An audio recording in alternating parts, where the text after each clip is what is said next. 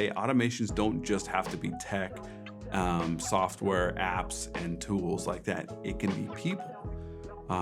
And one of the first things I learned when I moved to the Whistle Group in 2015 is it's something that Kyle has said over and over again. If you don't have an assistant, you are the assistant. And I quickly came to understand what he meant by that the busier I got with my business. And 'cause you and Daddy love each other so much.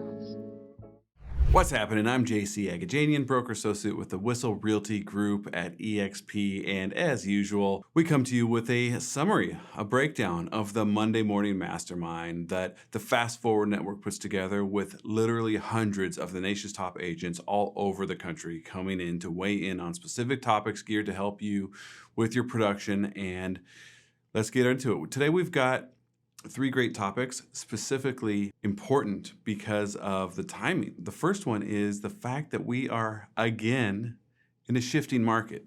I'm sure you're feeling it where you are, but we are seeing changes probably started in the beginning of January, and it's feeling more and more intensified as the weeks and months go on. So we're going to hit up the shifting market and see how we're going to change our messaging in light of the shifting market. We're also going to be talking about what are we doing differently with our clients in light of this shifting market. And then finally, the third question is going to be a discussion about automations and how we're being more efficient with our workflow.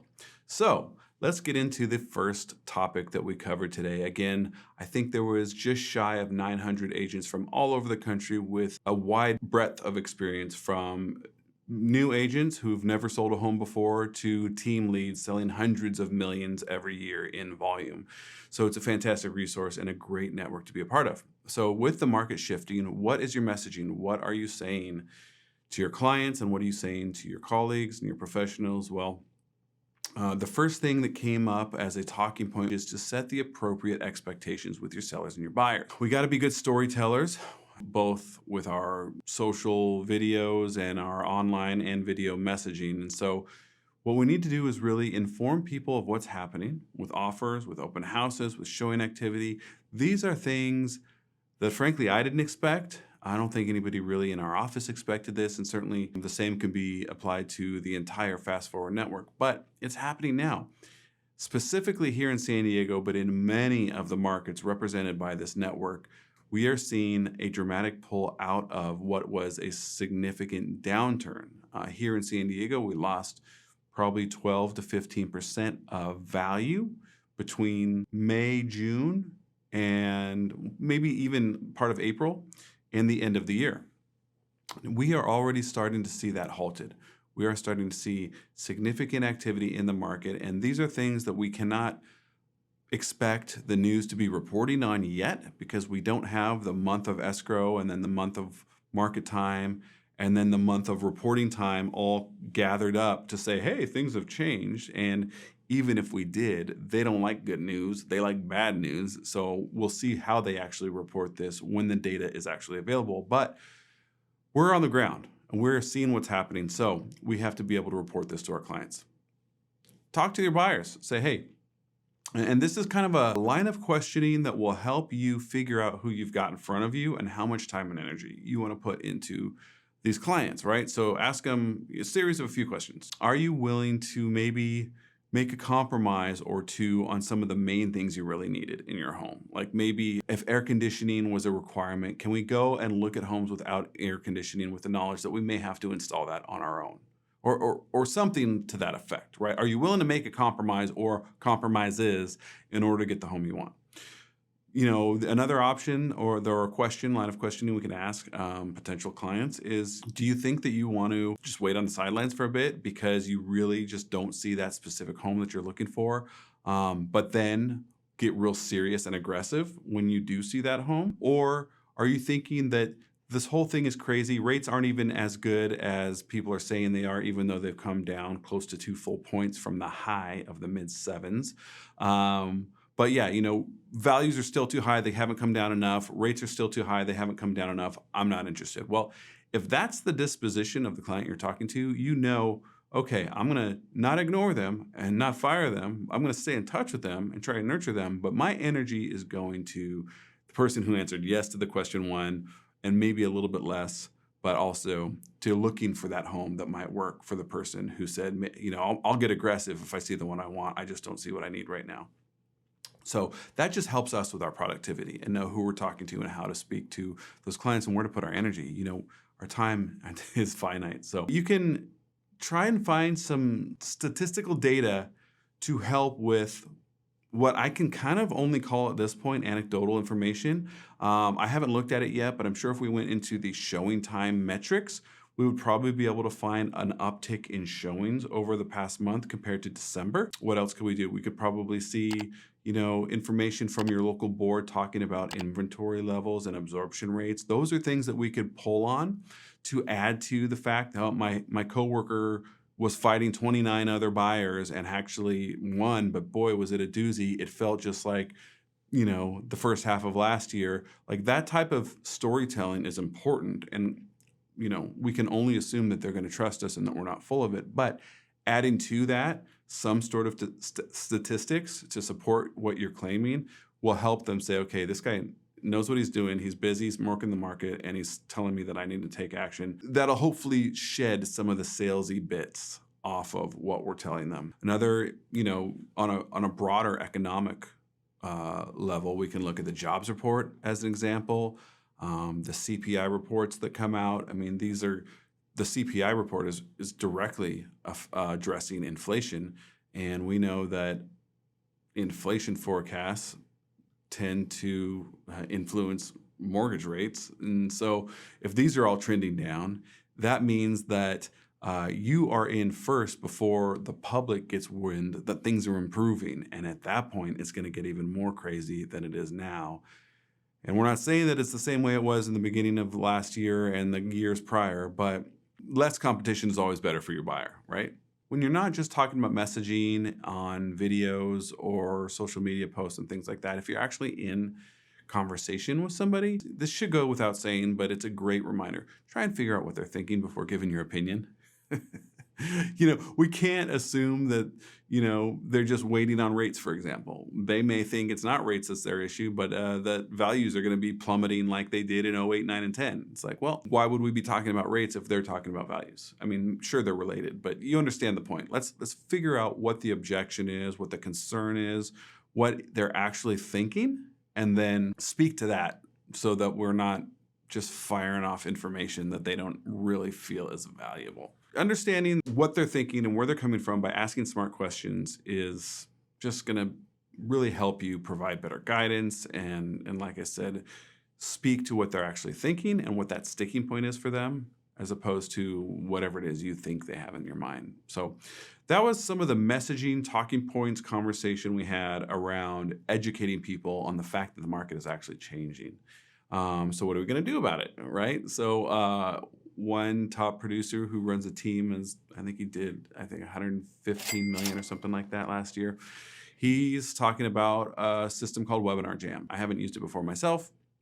I don't know if Ever Webinar is a type of webinar in Webinar Jam or if it's a different service, but he also mentioned Ever Webinar. The idea is it's something that is not going to be tied to timing and dates so that you can reuse it in the future.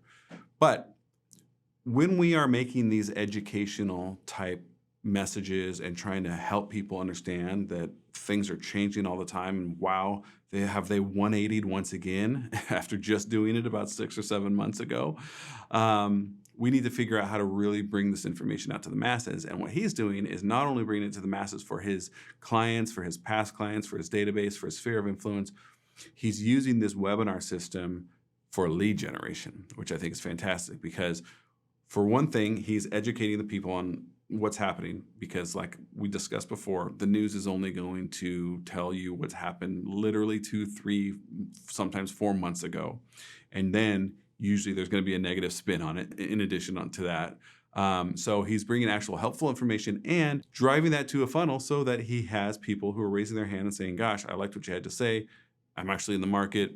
And then here's my information. And now they're a lead. So consider that. And because we're in an office that has so many great automations, systems, structure, and skills trained up in all of us, this seems like something that goes without saying. But one of the agents spoke up and was like, hey, make sure you press for a buyer's consultation in the office to really solidify that relationship. This is a routine. This is what part of our standard operating procedure at the Whistle Group. But I can see how maybe that's not something that's taught at your company, or maybe you are receiving tons of Zillow Flex leads, for example, or UpCity, where it's just like, come show me the property right now. And then you have to figure out how to turn that into an actual buyer consultation. But in any case, sitting down in a place where you can really give value and understand where they're coming from and how you can help them through this process is going to be way more beneficial than trying to educate a buyer during a showing. Maybe they got their kid hanging on their pant leg or trying to jump in the pool. Their attention is distracted. Maybe they care about what you have to say, but they're having a hard time paying attention because they're trying to see the home and deal with their kid or their spouse or whatever the case may be. The buyer consult is huge. It kind of takes away as many distractions as possible and allows you to have that one-on-one dialogue so you can really understand where they're coming from, how they need your help, and what you can do to meet those needs. Call it a strategy session. Try and, help them understand how it's going to benefit them. A couple great lines were brought up here. Hey, has anyone ever taken the time to sit down with you and really explain what it means to be a successful buyer in this market? Can you see the benefit in that? Does this make sense to you? And however you kind of pitch this strategy session, but it's really the best way to get people on a great foundation and off on the right foot, so that when they do see that home that they love and they can't live without, they're actually ready to go.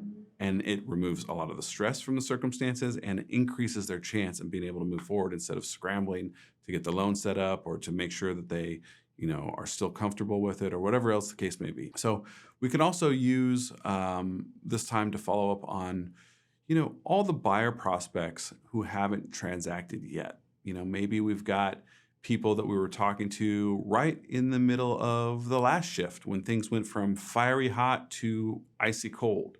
And they just said, you know what, I'm pumping the brakes. I'm not doing anything right now. That you did all the effort, all the work to originate this lead, to get in contact with them, to nurture them, to lead up to them, to have a meeting with them, to get them possibly, depending on how far down the road you got with them, prepped with a lender who's ready to buy, and then the brakes were pumped. This is not you. This is the market. This happened to tons of people. So now is the time to go back, find all those people that didn't transact and be like, hey, rates, they're not in the twos where they were, but they're a lot better than they were from these highs that they bounced up to. Guess what else? We think we've hit the bottom. We think we're either at or are bouncing along the bottom because the activity that we're seeing in the market is leading us to believe that this market is shifting once again. It would be a great idea for you to get in touch with your lender once again, who hopefully is your lender, who you've referred to them, and find out how things have changed with their financial makeup. What can you afford now compared to 3 months ago or 4 months ago? I'm telling you, it's going to improve. I mean, the rates they've really increased. You can see things in the 5s right now. You could see things in the mid 7s at the peak of the market. So come on, things have improved for them, and the reason for them to pump the brakes has hopefully diminished. Not only that, we are seeing stabilization in the economy as a whole. The Fed only raised 1/4 point this time and said we'll probably do that maybe one more time again before either pausing or even begin. A lot of investors, even though the Fed said they will not, are pricing in reductions inside 2023. If this happens, we're really going to be off to the races, and this market is going to be hot again, hotter than it feels already. So use this time to follow up on those people who have not transacted, get back in touch with them, see if you can get them off the couch and back into the car looking at homes again.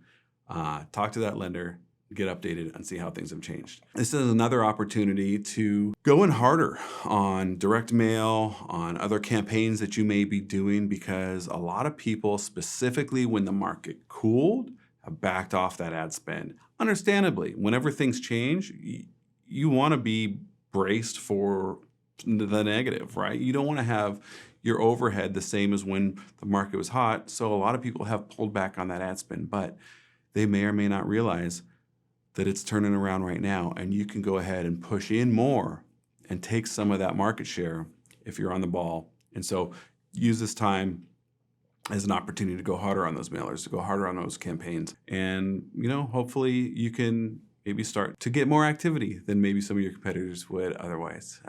I'm sure that you have heard the old quote to be fearful when everybody's greedy and be a little bit greedy when everyone else is fearful.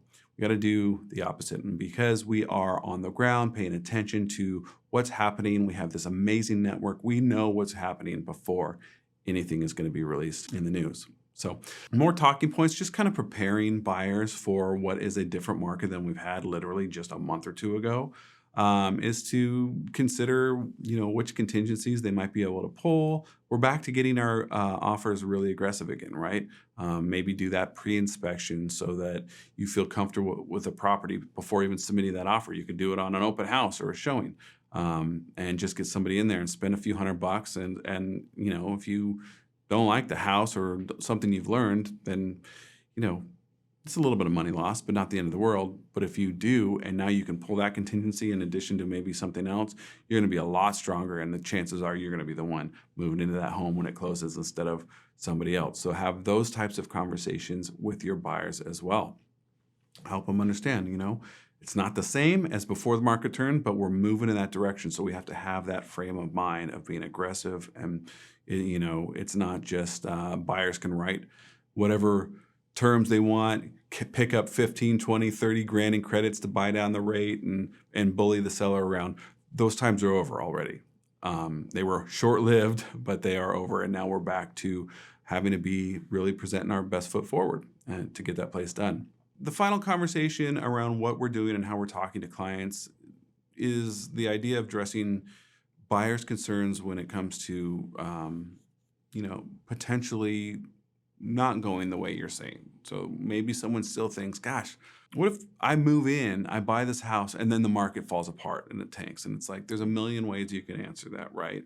But one great response that we heard was, well, listen, do you know, and this is a fact that I'm sure you can, I haven't Googled it yet, but I got to find out where it is so that you can actually cite your source. But do you know that on average, a homeowner's net worth is 80 times that of a renter's net worth? That's an impactful statement, and it just makes sense. If someone wants to continue renting, they're going to have a hard time earning more than they are doing with their 9 to 5, just punching the clock, putting in hours. It's only real estate that can really, well, not only, but for the majority of people who don't have time and energy to be entrepreneurs and do other work, it's really just real estate that's going to be working for them while they're sleeping, working for them while they're at their job. And, if you stay renting, then that's not going to happen. So, in the end, it's our job to alleviate the fear, help them get inspired, get excited about the prospect of moving forward, help them understand that we truly are still in a great situation to be moving in, even if it's your first time. And not to forget, if you get in now, let's say in the mid 5s or even upper 5s or 6s, and then rates drop like we think they will, you can always refinance at that point, and you still have the same place at the same price, where several months down the road, a year down the road, that same place is not going to be valued. It's going to be more expensive, possibly even out of reach if you waited that time. So that's it for that topic. We're going to move on to automations, right? We talked about things that are helping you in your business, helping things go smoother, helping you accomplish more. And this is a great topic. And we began, and I was actually going to, I did raise my hand and volunteer something that I'll tell you about in a minute, but I was going to bring this topic up myself because I actually have done it. And so the first little tip was, hey, automations don't just have to be tech, software, apps, and tools like that. It can be people. And one of the first things I learned when I moved to the Whistle Group in 2015 is it's something that Kyle has said over and over again. If you don't have an assistant, you are the assistant. And I quickly came to understand what he meant by that the busier I got with my business. So clearly I've had a few assistants now, and I've currently got a fantastic one who is really graduating beyond that position into more of a partner or almost an agent role with me and helping me do it. More of an operator, to be honest with you, is where he's at. But in addition to that, now we've actually hired a virtual assistant. We've got this great college-educated guy in the Philippines who works on our hours, who speaks perfect English, and who has fantastic skills that we are using. And so he is also another like automation, because I can literally click a button and say, hey, do this inside of our CRM. He'll get pinged for it and he'll knock it out and I don't have to think about it again. That's almost as good, probably better in some cases, than having some tech do something for you. So don't discount people. And like I said, if you're doing a decent amount of business and you don't have an assistant now, highly recommend making that first move. It doesn't have to be full time, but get somebody here to help you with your business and maybe move on to doing something secondarily like I did in the future. Now, on to the actual thing you think of when you hear automations in tech is software pieces. So first thing we talked about was task management.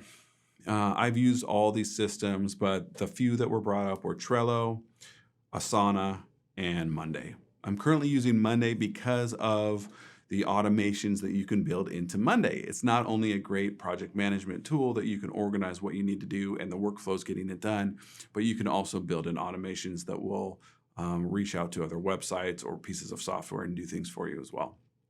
So project management above and beyond your CRM and your website that you're allowing people to shop for homes is probably going to be one of the first things you need as a handhold to help you do the bigger projects that are outside of your everyday grind of getting business done, bigger things that you're working on that may require a little more effort and time blocking to put in to get those done. Use a project management software.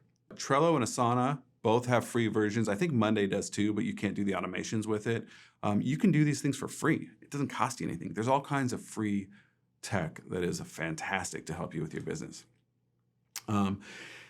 Another great philosophical thought process with regard to automations is that anything you can do today to save you time tomorrow is going to be a great use of your time.